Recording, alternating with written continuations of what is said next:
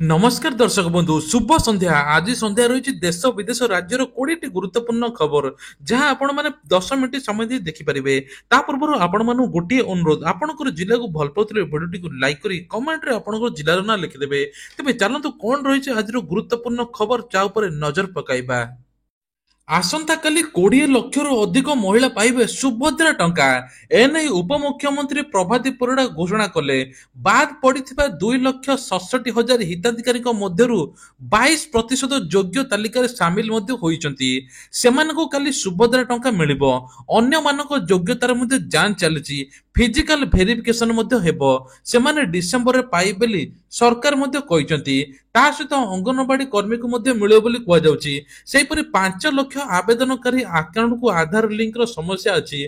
आधार account mobile number संयोग कराया पर सेमाने मध्य शामिल हे बोली उपमुख्यमंत्री प्रभाती परिड़ा घोषणा करिसंती। एहार समाधान हेबा पर डिसेंबर सेमाने पाइबे बोली कुआ जाउछि। तबे आसंता काली 20 लक्ष हिताधिकारी पाखକୁ ଯିବ 5,000 ଟଙ୍କା ଆଉ ଶେଷ ହିତାଧିକାରୀ ଯୋଡ଼ିବାକୁ ମୁଖ୍ୟମନ୍ତ୍ରୀ ମଧ୍ୟ ନିର୍ଦ୍ଦେଶ ଯେଉଁମାନଙ୍କର ଗୋଟିଏ ଆକାଉଣ୍ଟ ଅଛି ତାଙ୍କର କିଛି ଅସୁବିଧା ହେବ ନାହିଁ। ଯାହାର 2 ରୁ 3ଟି ଆକାଉଣ୍ଟ ଅଛି ଯାଞ୍ଚ କରାଯାଏ ଭେରିଫିକେସନ ହେବା ପରେ ତାଙ୍କୁ ତୁରନ୍ତ ଟଙ୍କା ଛଡ଼ାଯିବ ବୋଲି ଉପମୁଖ୍ୟମନ୍ତ୍ରୀ ପ୍ରଭାତୀ ପରିଡ଼ା କହିଛନ୍ତି। ଏମିତି ବି ମୃତ୍ୟୁ ଆସେ। କଟକ ବାଲିଯାତ୍ରା ବୁଲିଲା ବେଳେ ଚାଲିଗଲା 20 ବର୍ଷୀୟ ଯୁବକଙ୍କ ଜୀବନ।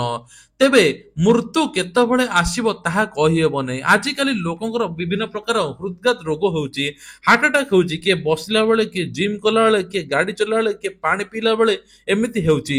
କିନ୍ତୁ ବାଲିଯାତ୍ରା ବୁଲିବାକୁ ଆସିଥିଲେ ଯୁବକ, ଆଉ ଯୁବକ ବୁଲୁ ବୁଲୁ ଚାଲିଗଲା ପ୍ରାଣବାୟୁ। କଟକ ବାଲିଯାତ୍ରା ବୁଲିବାକୁ ଆସିଥିବା ଜଣେ ଯୁବକଙ୍କ ମୃତ୍ୟୁ ହୋଇଛି। ରାତିରେ ବାଲିଯାତ୍ରା ବୁଲିଲା ବେଳେ ହଠାତ୍ ଅସୁସ୍ଥ ହୋଇପଡ଼ିଥିଲେ ଯୁବକ। ସେଠାରୁ ଏସ୍ସିବି ମେଡିକାଲ ଭର୍ତ୍ତି କରାଯାଇଥିଲା। ଆଉ ତୁରନ୍ତ ଡାକ୍ତର ତାଙ୍କୁ ମୃତ ଘୋଷଣା କରିଛନ୍ତି। ମୃତ ଯୁବକଙ୍କ ବୟସ ମାତ୍ର 20 ବର୍ଷ ବୋଲି କୁହାଯାଉଛି। ମୃତଙ୍କ ଘର ଗଞ୍ଜାମ କୁକୁଡ଼ାଖଣ୍ଡି ଅଞ୍ଚଳରେ ସୂଚନା ମିଳୁଛି। ତେବେ ଆଶ୍ଚର୍ଯ୍ୟଜନକ ଘଟଣା ଘଟିଛି। ଏଟିଏମ୍ ଆଗରେ ଲମ୍ବା ଲାଇନ, 100ରୁ ମାରିଲେ ବାହାରୁଛି 500 ଟଙ୍କା। ଏଭଳି ଏଟିଏମ୍ ଦେଖିଛନ୍ତି ଯେଉଁଥିରେ 100 ମାରିଲେ 500 ଆସିବ। କଥାଟି ଶୁଣିବାକୁ ଆଶ୍ଚର୍ଯ୍ୟ କିନ୍ତୁ ଲାଗୁଛି ସତ୍ୟ। ଏଭଳି ଘଟଣା ଘଟିଛି ନୀଳଗିରି ଉପକୁଣ୍ଡ ଶ୍ୟାମଚନ୍ଦ୍ରପୁର ଗ୍ରାମ ପଞ୍ଚାୟତ ସମ୍ମୁଖରେ ରହିଛି ଏକ ହିଟାଚି ଏଟିଏମ୍ ରୁ ସାମ୍ନାକୁ ଆସିଛି ଘଟଣା। ତେବେ ଏଟିଏମ୍ ଖୁସିରେ ଘରକୁ ନେଇ ଏବେ ସିସିଟିଭି କ୍ୟାମେରାରେ କଏଦ ହୋଇଛି। ଯେଉଁମାନେ 100 ଟଙ୍କା ମାରୁଛନ୍ତି ବାରମ୍ବାର ଆସୁଛି 500 ଟଙ୍କା। ତେବେ ଯିଏ ଥରେ ବାର ବାର ଆସୁଛି, ସୂଚନା ଅନୁସାରେ ମେସିନ ତଦାରଖ ରହିଥିବା ବେଣୁଧର ପୃଷ୍ଟି 2 ଲକ୍ଷରୁ ଉର୍ଦ୍ଧ୍ୱ ଟଙ୍କା ଲୋଡ କରିଥିଲେ। ଲୋକେ ଏଟିଏମ୍ କୁ ଆସି ଟଙ୍କା ଉଠାଇବାରେ ଲାଗିଥିଲେ କିନ୍ତୁ ସତ୍ୟ ସାମ୍ନାକୁ ଆସିନଥିଲା। ସନ୍ଧ୍ୟା ସମୟରେ ମାଲିକଙ୍କ ବନ୍ଧୁ ମେସିନରୁ ଟଙ୍କା ଉଠାଇବା ବେଳେ ସତ୍ୟ ସାମ୍ନାକୁ ଆସିଥିଲା। 500 ଟଙ୍କା ଉଠାଇବା ପାଇଁ 5,000 ଟଙ୍କା ଉଠିଥିଲା। ଆଉ ସଙ୍ଗେ ସଙ୍ଗେ ମାଲିକ ବନ୍ଧୁକୁ କହିବା ପରେ ବେଣୁଧର ମେସିନ ନିକଟରେ ପହଞ୍ଚିଥିଲେ। ମେସିନର ଯାନ୍ତ୍ରିକ ତ୍ରୁଟି ରହିଥିବାରୁ ଜାଣିବାକୁ ପାଇଥିଲେ। 100 ଟଙ୍କା ମାରିଲେ 500 ଟଙ୍କା ଉଠୁଛି, ଆଉ 500 ଟଙ୍କା ଉଠେଇଲେ 5,000 ବାହାରିଥିଲା ବୋଲି କୁହାଯାଉଛି। ଏଭଳି ସ୍ଥିତିରେ ଲୋକମାନେ ମଧ୍ୟ ଲାଇନ ଲଗାଇଥିଲେ। କିଛି କିଛି ଲୋକ 100ରୁ ଟଙ୍କା ଉଠେଇ 500 ଟଙ୍କା ମଧ୍ୟ ଉଠାଇଥିଲେ ବୋଲି କୁହାଯାଉଛି। ଆସୁଛି ଲଘୁଚାପ। ତେବେ ଦକ୍ଷିଣ ପୂର୍ବ ବଙ୍ଗୋପସାଗରରେ ଲଘୁଚାପ ସୃଷ୍ଟି ହେବାକୁ ଥିବା ବେଳେ 25 ତାରିଖ ଅର୍ଥାତ୍ ସୋମବାର ବେଳକୁ ଅବପାତ ରୂପ ନେବ। ଏହି ଅବପାତ ରୂପ ନେବା ପରେ ଏହାର ପଶ୍ଚିମ ଦିଗକୁ ମୁହାଁଇବ। ତେବେ ସବୁଠାରୁ ବଡ଼ କଥା ହେଉଛି ଲଘୁଚାପ ପ୍ରଭାବରେ ଓଡ଼ିଶା ଉପରେ ପଡ଼ିବ ନାହିଁ। ଆସନ୍ତା 28 ତାରିଖରେ ରାଜ୍ୟରେ କାଁ ଭାଁ ସ୍ଥାନରେ ବର୍ଷା ହେବ ବୋଲି ପାଣିପାଗ ବିଜ୍ଞାନ କେନ୍ଦ୍ର ସୂଚନା ଦେଇଛି। ତା ସହିତ ମଧ୍ୟ ପ୍ରବଳରୁ ଅତି ପ୍ରବଳ ଶୀତ ଅନୁଭୂତ ହେବ ବୋଲି କୁହାଯାଉଛି। ସରକାର କର୍ମଚାରୀଙ୍କ ଅବସର ଦିନ ପୂର୍ଣ୍ଣାଙ୍ଗ ପେନସନ ସୁନିଶ୍ଚିତ ହେବ। ସମସ୍ତ ବିଭାଗ ମୁଖ୍ୟକୁ ମୁଖ୍ୟ ସଚିବଙ୍କ ନିର୍ଦ୍ଦେଶ। ତେବେ ସରକାରୀ କର୍ମଚାରୀଙ୍କ ପାଇଁ ଆସିଛି ବଡ଼ ଖବର। ରାଜ୍ୟର ସରକାରୀ କର୍ମଚାରୀ ଅବସର ଦିନ ସେମାନଙ୍କର ପୂର୍ଣ୍ଣାଙ୍ଗ ପେନସନ ସୁନିଶ୍ଚିତ ହେବ।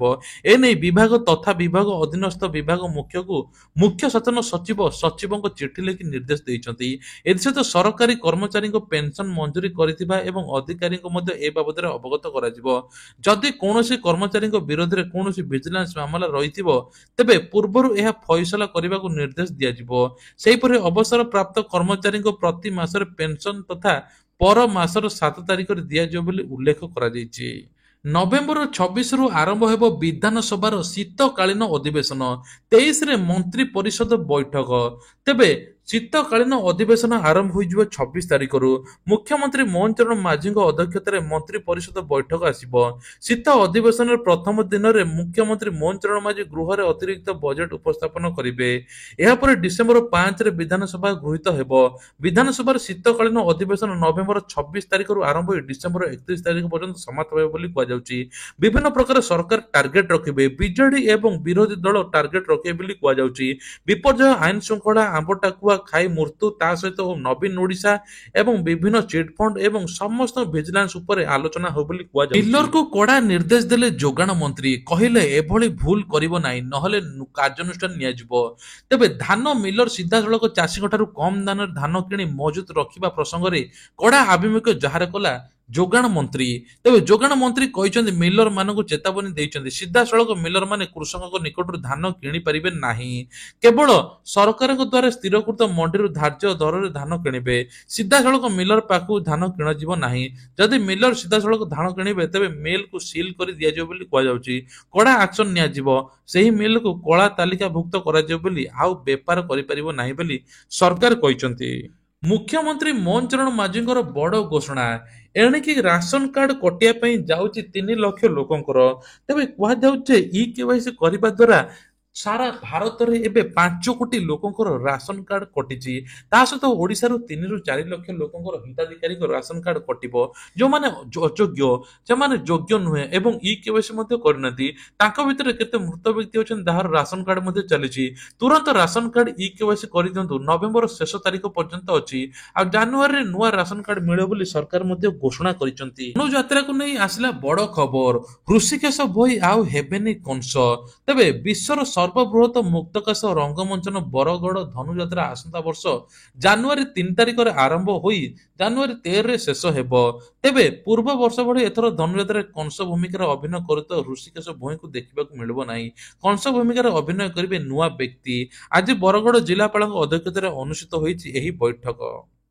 ଶ୍ରୀ ଜଗନ୍ନାଥଙ୍କ ଜମି ଜାଲିଆତି ଘଟଣା, 64 ଏକର ଜମିରେ ଥିବା ଘର ଉପରେ ବୁଲିବ ବୁଲଡୋଜର।